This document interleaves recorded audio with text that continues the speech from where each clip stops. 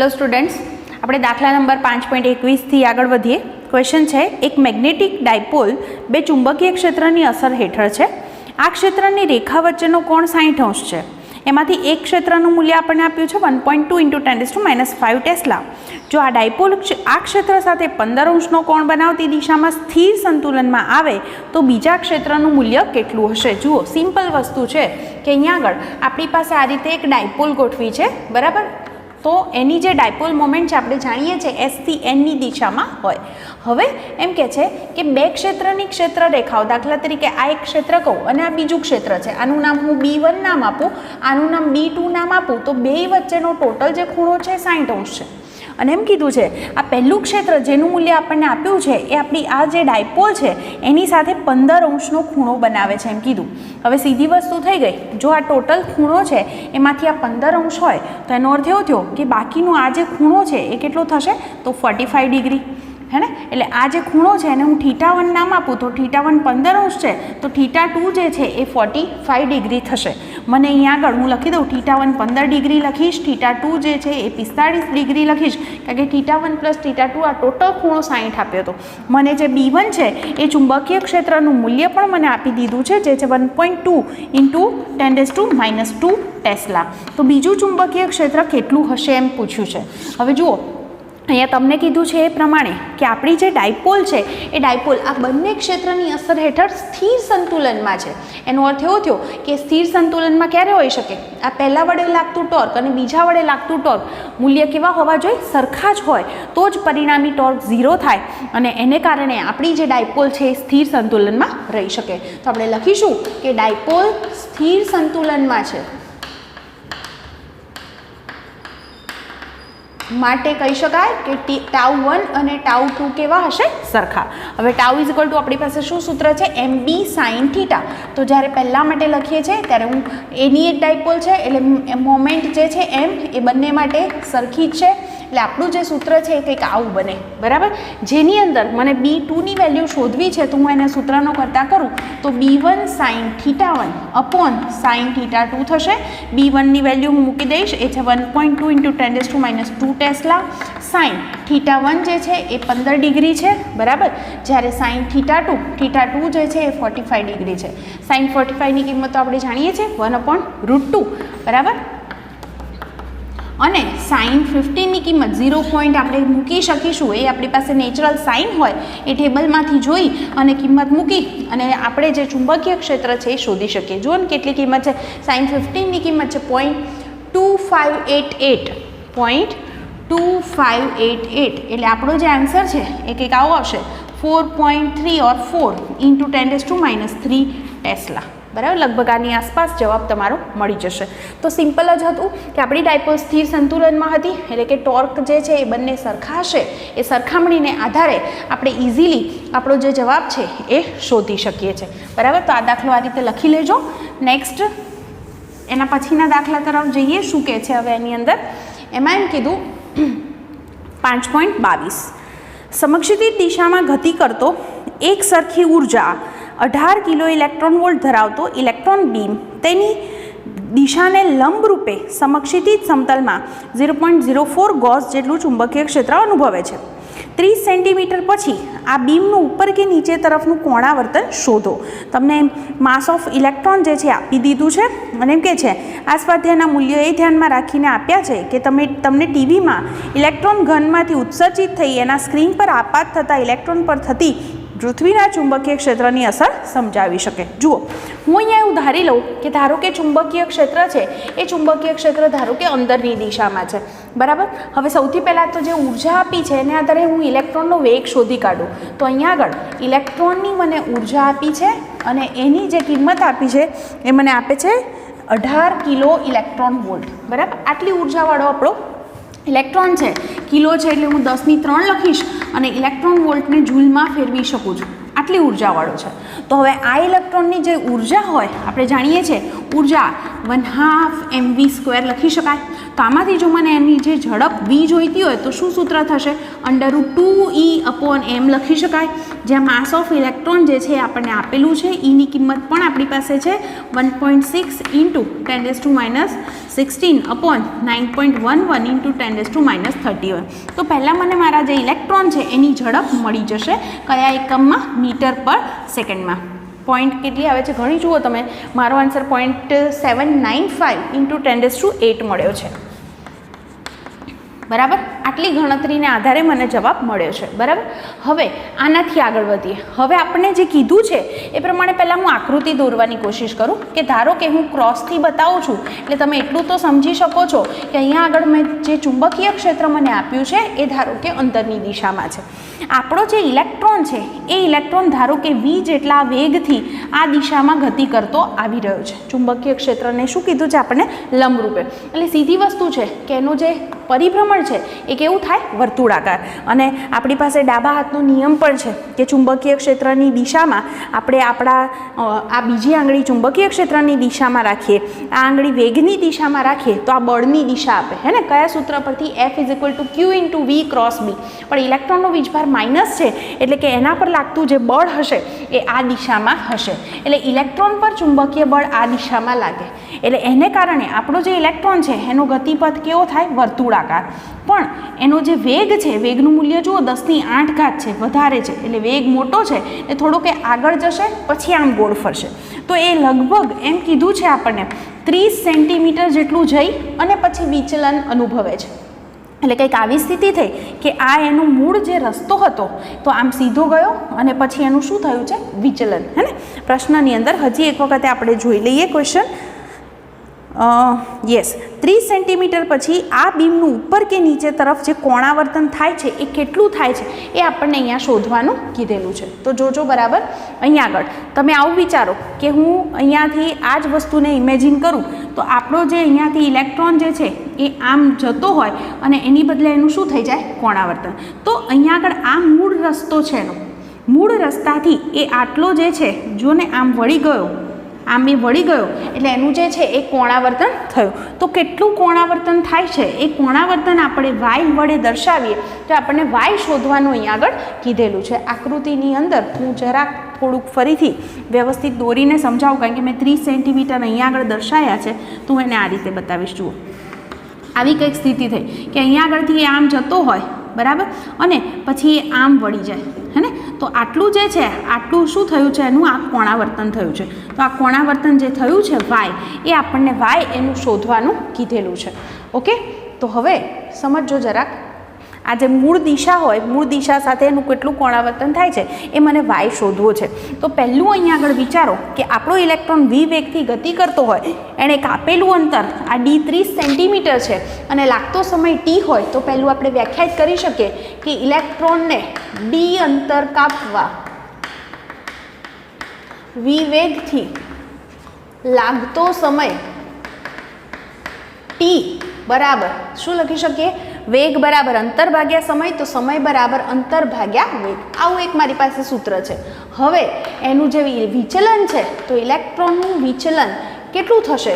તો આપણી પાસે સૂત્ર છે v0t. કેટલું ડિસ્ટન્સ કાપ્યું એણે? તો v0t + 1/2 at² પ્રમાણે લખું તો 1/2 at². v0 0 છે માટે. હવે પ્રવેગની વાત કરીએ તો પ્રવેગ બરાબર F/m લખી શકાય.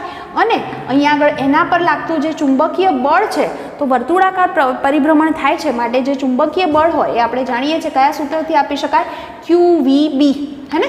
તો QVB લખી દઈશ અને t² એટલે આનો વર્ગ કરીને લખી દઉં તો d²/v² થશે.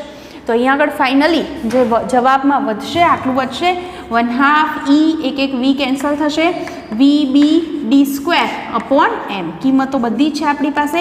એની કિંમત 1.6 × 10⁻19, વેગ આપણે શોધ્યો છે 0.795 × 10⁸. ચુંબકીય ક્ષેત્ર 0.04 ગોઝ છે એટલે 10⁻⁴ મૂકી દઈશ. ડિસ્ટન્સ 30 સેન્ટીમીટર એટલે કે 0.3 મીટર, એનું પણ સ્ક્વેર છે તો સ્ક્વેર લખી દઈશું.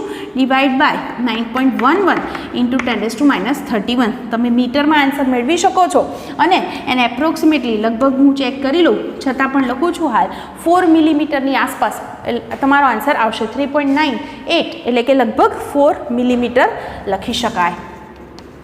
10⁻³ મીટર એટલે કે 4 મિલીમીટર. તો કેટલું એનું વિચલન થયું છે એ વિચલન આપણને શોધવાનું કીધું છે. સીધી વસ્તુ છે કે વર્તુળાકાર પરિભ્રમણ થાય લંબરૂપે છે માટે, પણ અહીંયા આગળ વેગનું મૂલ્ય મોટું છે માટે એનું જે વિચલન આમ સીધો રસ્તો હોય તો એનું પછી એનું વિચલન થશે, તો એ વિચલન કેટલું છે એ આપણે આ રીતે શોધી શકીએ છીએ. તો આઈ હોપ તમને આખો દાખલો સમજાયો હશે. બરાબર, એને તમારે આ રીતે લખવાનો. ઓકે, એટલે આ મૂળ આ અહીંયા આગળ એક્ઝેક્ટલી બતાવવું હોય ને તો આમ બતાવે. જુઓ, આ એનો મૂળ રસ્તો છે અને આટલું એનું શું થયું કહેવાય? વિચલન. તો થોડુંક આકૃતિમાં આ રીતે એને દર્શાવજો. મેં એને આને મૂળ રસ્તો તરીકે લઈ અને વિચલન દોર્યું હતું પણ, અને તમને આખું જે છે એ ખાસ યસ વેલ્યુ બધી દેખાય જ છે, તો એ રીતે લખી અને ગણી લેશો. ચલો પછીના દાખલા તરફ જઈએ.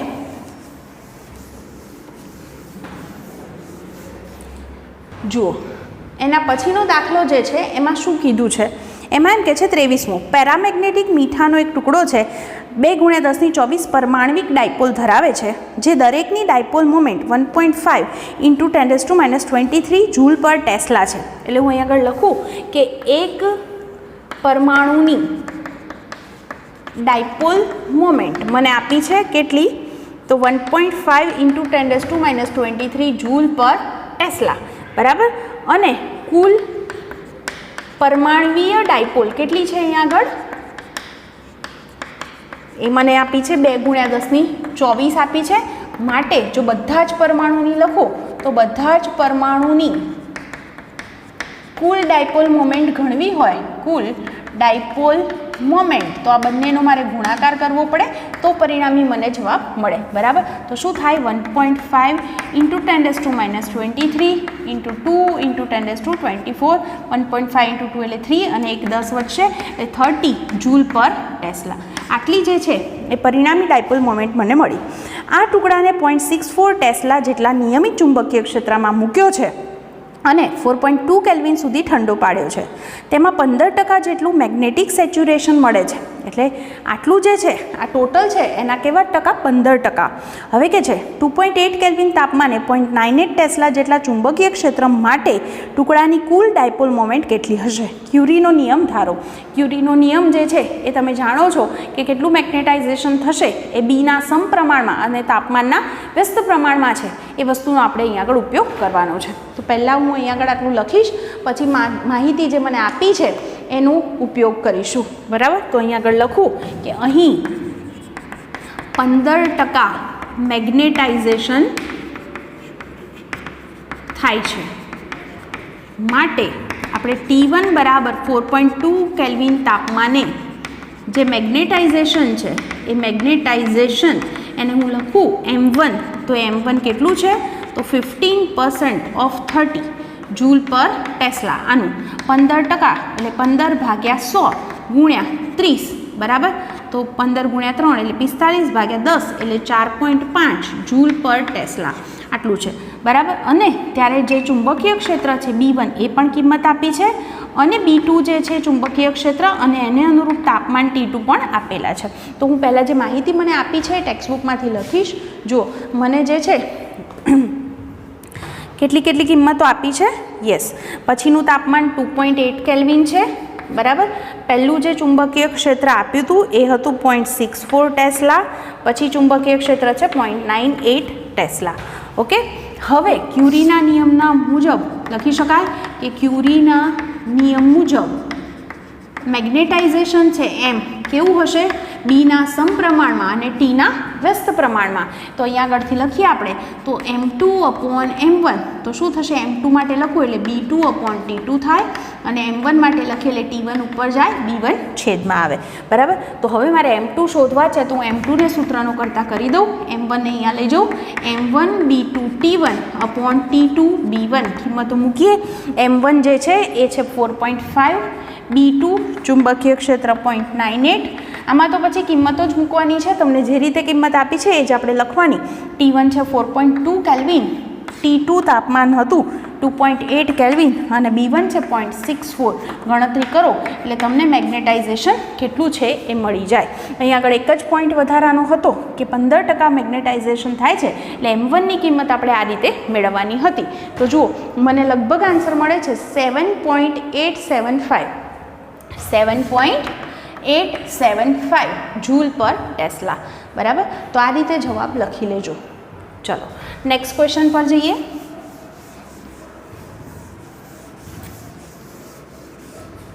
એમાં એમ કે છે હવે 24મો 15 સેન્ટીમીટર જેટલી સરેરાશ ત્રિજ્યાની રોલેન્ડ રિંગ એટલે તમે એને ટોરોઇડ કહી શકો, 800 જેટલી સાપેક્ષ પરમિએબિલિટી ધરાવતા કોર પર તારના 3500 આંટા વીંટાળવામાં આવ્યા છે.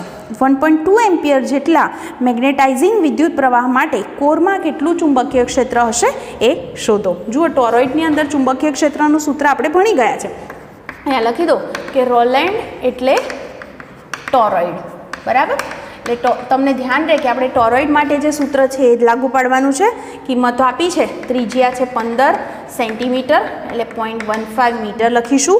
બીજું મને આપ્યું છે સાપેક્ષ એટલે મ્યુ આર 800 આપ્યો છે, પરમિએબિલિટી આંટાની સંખ્યા આપી છે 3500, મેગ્નેટાઇઝિંગ કરંટ આપ્યો છે 1.2 એમ્પિયર અને શોધવાનું કીધું છે ચુંબકીય ક્ષેત્ર. તો કોર વિસ્તારમાં આપણે જાણીએ છીએ કે ચુંબકીય ક્ષેત્ર કેટલું આપણે મેળવ્યું હતું સૂત્ર, તો મ્યુ 0 NI થી દર્શાવીએ છીએ, પણ અહીંયા શૂન્યાવકાશ નથી, માધ્યમ છે એટલે માધ્યમની પરમિએબિલિટી લેવી પડે. હવે મ્યુ બરાબર મને કિંમત નથી ખબર, તો આપણે જાણીએ છીએ કે સાપેક્ષ પરમિએબિલિટીનો અર્થ થાય મ્યુ અપોન મ્યુ 0. તો મને માધ્યમ અહીંયા આગળ મૂકેલું છે, તો માધ્યમની પરમિએબિલિટી એટલે શું લખી શકું, મ્યુ 0 ઇન્ટુ મ્યુ આર.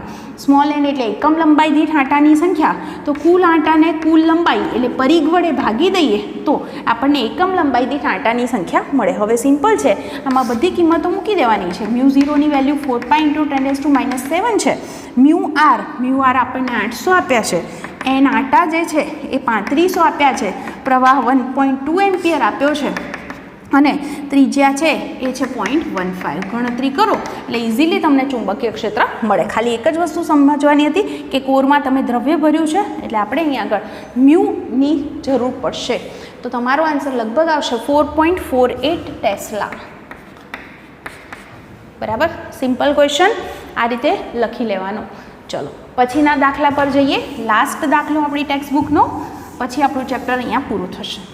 જુઓ 25મો, એક ઇલેક્ટ્રોનના સ્પિન કોણીય વેગમાન S અને કક્ષીય કોણીય વેગમાન L સાથે સંકળાયેલા મેગ્નેટિક મોમેન્ટ સદિશો μS અને μL ક્વોન્ટમ સિદ્ધાંત દ્વારા અનુમાનિત કરાય છે અને પ્રાયોગિક રીતે ઊંચી ચોકસાઈથી ચકાસેલ પણ છે, જેમના સૂત્ર આપણને આપ્યા છે μS બરાબર -E/m × S અને μL બરાબર -E/2m × L.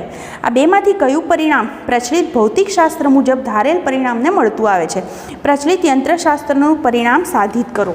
આપણે આમ તો અગાઉના ચેપ્ટર નંબર 4ની અંદર વાત કરી ગયા હતા કે ન્યુક્લિયસ હોય અને એની આસપાસ આપણો ઇલેક્ટ્રોન જે છે એ R ત્રિજ્યાવાળી કક્ષામાં v વેગથી પરિભ્રમણ કરે છે.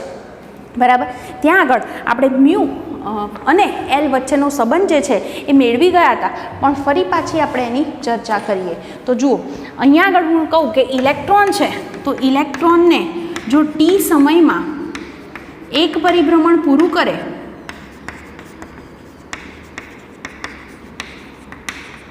તો રચાતો પ્રવાહ જાણો છો તમે, પ્રવાહ I = આપણે શું સૂત્ર લખીએ છીએ Q/T. Q એટલે એનો વીજભાર, -E લખીશ અને લાગતો સમય શું છે T.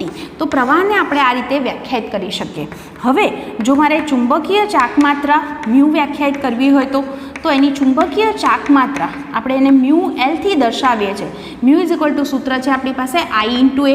I ની કિંમત છે -E/T અને એનું ક્ષેત્રફળ એટલે આપણે અહીંયા આગળ R ત્રિજ્યાવાળી કક્ષામાં એ ફરતો હોય તો એને આપણે πr² વડે રજૂ કરી શકીએ. બરાબર, તો એક વસ્તુ મારી પાસે આ છે. મને ફરી એક વખત ક્વેશ્ચનની અંદર જોઈએ, આપણને આનો જે સંબંધ છે એ કોની સાથે મેળવવાનો કીધો છે? μL નો L સાથે. હવે જુઓ, હવે હું કોણીય વેગમાનની વાત કરું, L એટલે તો કોણીય વેગમાન L બરાબર આપણે સૂત્ર જાણીએ છીએ mvr. હવે મારે જો ઇલેક્ટ્રોન એક પરિભ્રમણ આખું પૂરું કરતો હોય તો એક પરિભ્રમણ દ્વારા એણે v વેગથી અંતર કાપ્યું હોય તો કેટલું અંતર કાપશે? પરિઘ જેટલું. અને કેટલો સમય લેશે એના માટે t. તો આપણે કોણીય વેગમાન L બરાબર લખી શકીએ. શું સૂત્ર બનશે? 2πmr²/t.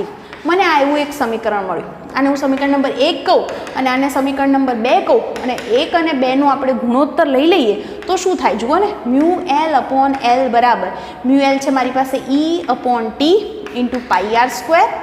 એને કોનાથી ભાગવાના છે? L વડે, એટલે t ઉપર જશે અને 2πmr² છેદમાં આવશે. જોઈ શકો છો, r² અને r² કેન્સલ, પાઈ અને પાઈ કેન્સલ, t અને t પણ કેન્સલ. શું વધ્યું? -e/2m વધ્યા. જે આપણે અગાઉ સાબિત કરવા માંગતા હતા એ જ વસ્તુ મળી ગઈ. એટલે કે μL બરાબર -e/2m × L. જો સદિશની રીતે લખવું હોય તો આપણે અહીંયા આગળ સદિશ દર્શાવીએ તો આનો અર્થ શું થાય? μ અને L જે છે એ પરસ્પર કેવા હશે? વિરુદ્ધ દિશામાં, કારણ કે કેવા મળે છે મને? માઇનસ. તો આ રીતે આ વસ્તુ દ્વારા આપણે આ સંબંધ જે છે એ મેળવી શકીએ છીએ. બીજો સંબંધ આપણને જે સ્પિન મોમેન્ટ કહું એના માટે આપણને આપ્યો છે μs બરાબર -e/m × s. તમે જોઈ શકો છો કે અહીંયા આગળ આ જે સંબંધ છે એ સંબંધ જે છે આના કરતાં આ વેલ્યુ કેવી મળે છે? આપણને ડબલ મળે છે. બરાબર. એટલે આ બધી જે માહિતી આપણી પાસે થઈ એના પરથી એવું કહી શકાય કે આ જે માહિતી છે એ આપણે પ્રચલિત ભૌતિકશાસ્ત્ર દ્વારા મેળવી શકતા નથી. બરાબર. એના માટે ક્વોન્ટમ સિદ્ધાંતનો આપણે ઉપયોગ કરવો પડે. તો અહીંયા આગળ આપણી પાસે આ માહિતી ઓલરેડી આપણે ભણ્યા હતા, એ જ વસ્તુનો ઉપયોગ કરી અને અહીંયા આગળ આપણે સાબિતી આપેલી છે. તો અહીંયા આપણું ચેપ્ટર પૂરું થાય છે. સરસ રીતે દાખલાની વારે ઘડીએ જોઈને પ્રેક્ટિસ કરતા રહેજો તો તમને બહુ સરસ રીતે આ બધી વસ્તુ ખ્યાલ આવી જશે.